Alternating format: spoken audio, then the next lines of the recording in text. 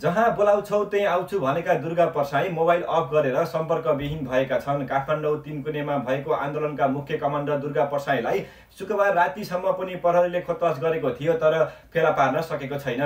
उनीसँगै हिंसात्मक आन्दोलनमा होमिएका रविन्द्र मिश्र, धवन शमशेर राणा, स्वागत नेपाल सहित 5 जना नेतालाई प्रहरीले पक्राउ गरिसकेको छ।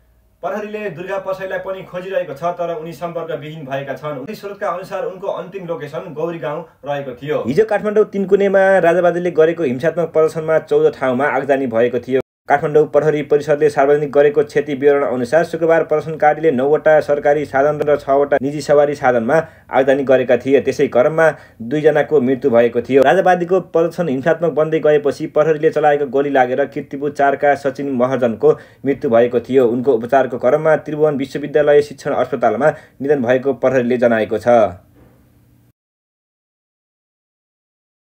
3 कुनेमै राजावादी प्रदर्शनकारीले आगजनी गरेको घरमा एभिन्यू टेलिभिजनका फोटो पत्रकार सुरेश रजक जलेको अवस्थामा मृत भेटिएका थिए। काठमाडौँ प्रहरी परिसरका अनुसार राजावादीहरूको प्रदर्शनमा 110 जना सुरक्षाकर्मी घाइते भएका छन् भने घटनामा नेपाल प्रहरीका 53 जना र सशस्त्र प्रहरी बलका 22 जना र प्रदर्शनकारीतर्फ 35 जना घाइते भएको परिसरले जनाएको छ। 3 कुने क्षेत्रमा शनिबार बिहान 7 बजेसम्म कर्फ्यू लगाइएको थियो।